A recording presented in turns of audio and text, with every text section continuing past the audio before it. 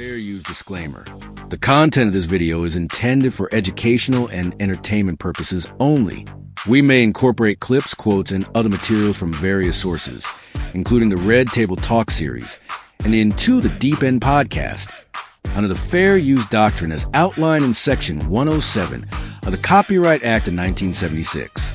Fair use allows for limited use of copyrighted material without obtaining permission from the rights holders, primarily for commentary, criticism, news reporting, teaching, scholarship, or research.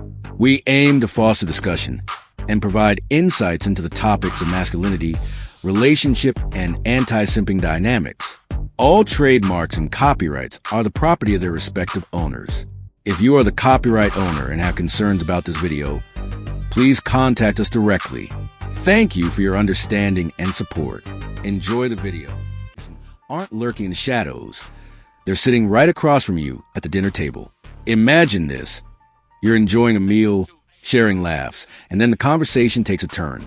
That seemingly supportive partner who once championed your dreams suddenly feels more like a saboteur in disguise. We've all seen the cringeworthy moments of public healing that hit harder than a public hanging. And today we're diving deep into the Jada Pinkett Smith archetype to expose the emasculating spirit. This isn't just celebrity gossip. It's a wake-up call that will empower you to identify and protect yourself from those who may weaponize your vulnerabilities. Curious how to spot these red flags? Buckle up, because recognizing this pattern isn't just enlightening. It's essential for reclaiming your confidence and your mission.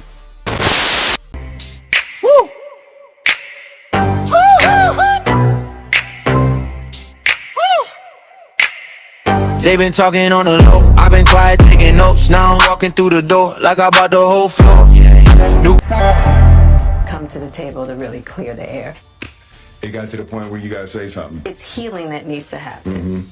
So what happened, Jada? Oh, I guess about 4.5 years ago, started a friendship with August. And we actually became really, really good friends.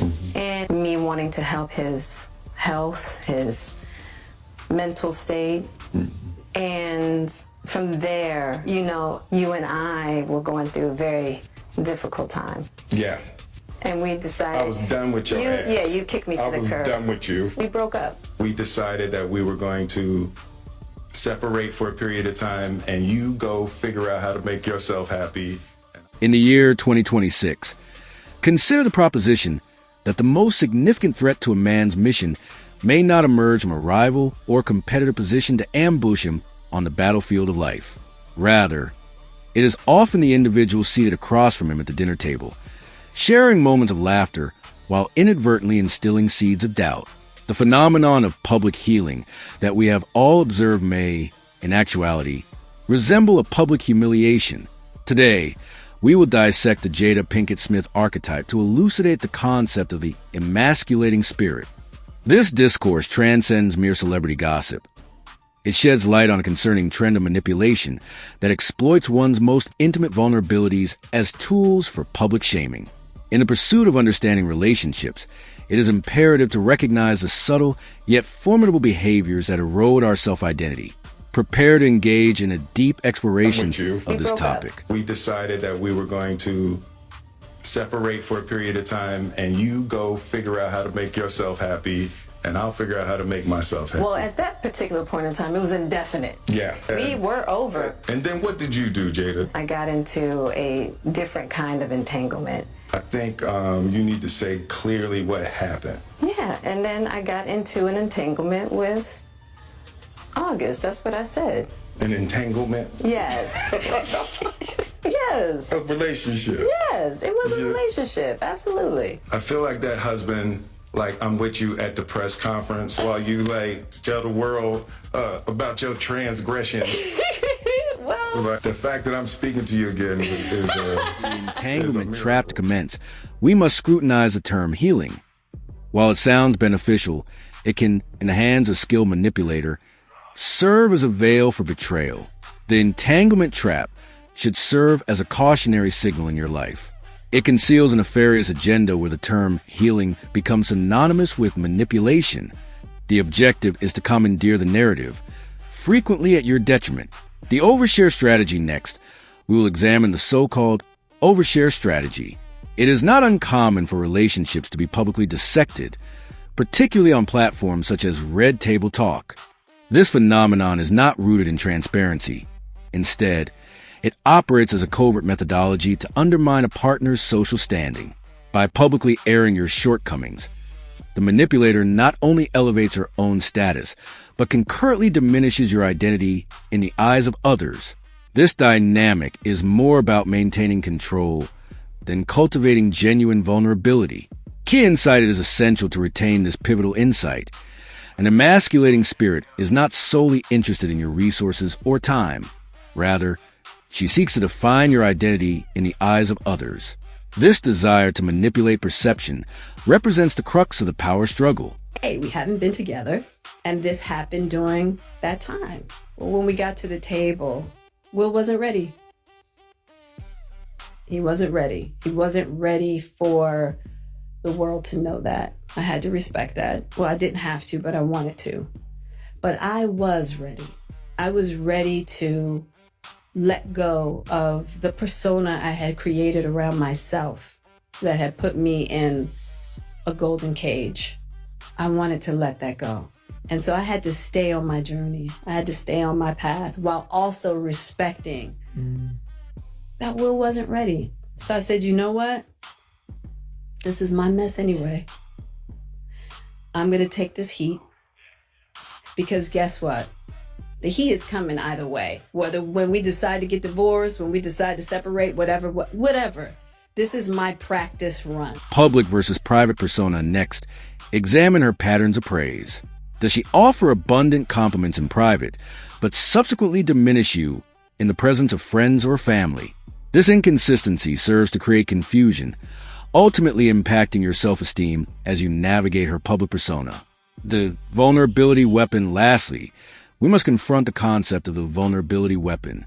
This unsettling yet prevalent behavior occurs when private declarations of trust are utilized as ammunition during conflicts. If you find that your vulnerabilities are being wielded against you, this constitutes a significant warning sign.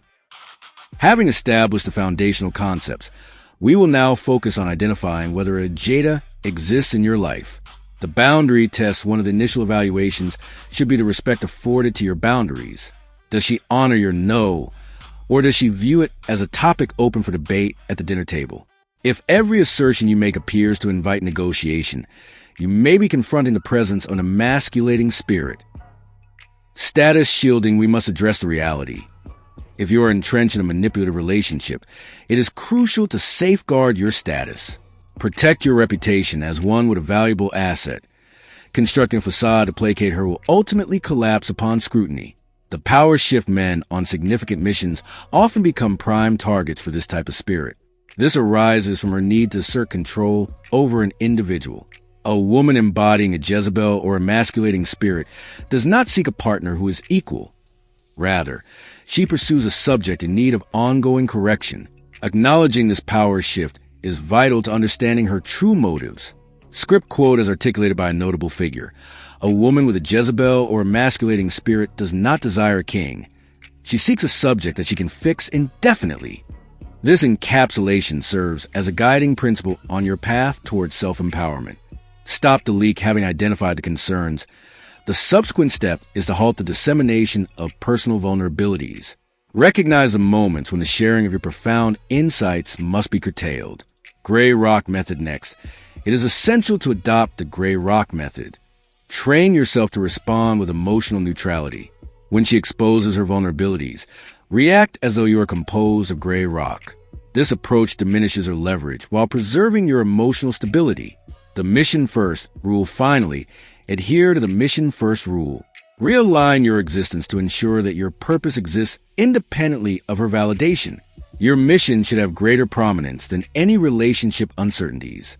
In conclusion, if you have experienced the detrimental effect of the Jada Effect on your confidence, it is time to confront the truth.